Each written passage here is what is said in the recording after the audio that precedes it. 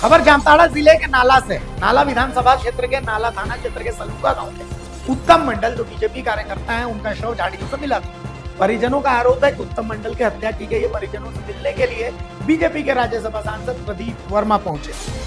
असल में बीजेपी के प्रदेश महामंत्री और राज्यसभा सांसद प्रदीप वर्मा मृतक उत्तम मंडल के बेटे गणेश मंडल से मिले और पार्टी की तरफ से उनकी आर्थिक मदद भी करने की घोषणा की।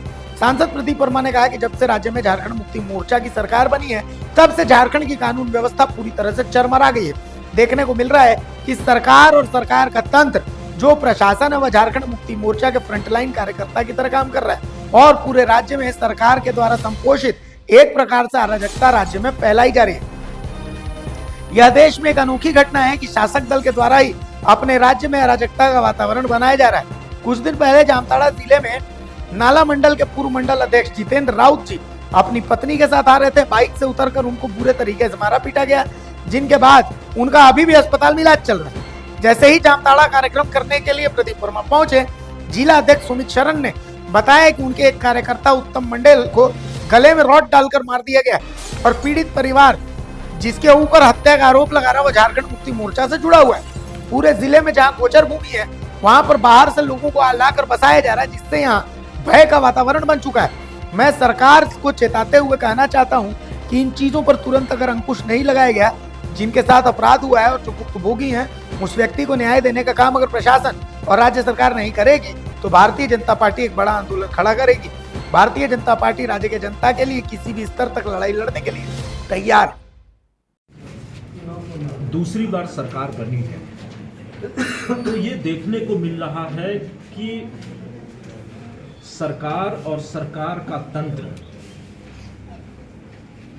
जो प्रशासन है, वो झारखंड मुक्ति मोर्चा के फ्रंट लाइन वर्कर की तरह काम कर रहा है और पूरे राज्य में सरकार के द्वारा संपोषित एक प्रकार से अराजकता राज्य में फैलाई जा रही है। ये बड़ा एक देश में एक अनोखा घटनाक्रम है कि शासक दल के द्वारा ही अपने ही राज्य में अराजकता का वातावरण बनाया जा रहा है और प्रशासन, मैं फिर से दोहरा रहा हूं, सत्ता का फ्रंट लाइन वर्कर बन के काम कर रहा है।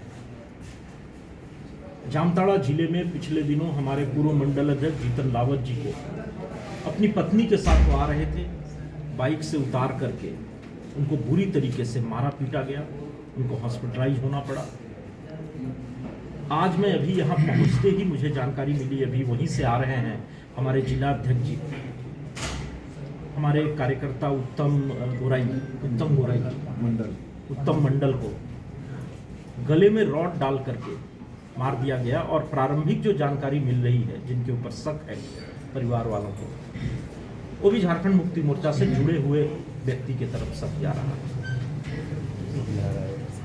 पूरे जिले में जितनी गोचर भूमि है, उस पर बाहर से लोगों को लाके बसाया जा रहा है, कब्जा किया जा रहा है। ऐसे बहुत सारी बातें इस जिले में पिछले दिनों घटित हो रही है। तो मैं आपके माध्यम से सरकार और सरकारी तंत्र को ये बताना चाहता हूँ कि अगर इन चीज़ों पे तुरंत अंकुश न लगाया गया, जिनके साथ अपराध हुआ है, जो भुक्तभोगी हैं, उनको न्याय देने का काम अगर प्रशासन और राज्य सरकार नहीं करेगी, तो भारतीय जनता पार्टी को एक बड़ा आंदोलन खड़ा करना होगा। और भारतीय जनता पार्टी राज्य की जनता के हित में किसी भी स्तर तक लड़ाई लड़ने को तैयार है। सरकार को ये गलतफहमी नहीं रहनी चाहिए कि भारतीय जनता पार्टी चुनाव हार गई है तो वो जनता का विषय उठाने से भी बचे। हम जनता का विषय उठाने से पीछे नहीं हटने वाले हैं। सड़क से लेकर के सदन तक भारतीय जनता पार्टी एक सशक्त विपक्ष की भूमिका निभाता रहा है और आगे भी और प्रखरता से हम ये काम करेंगे।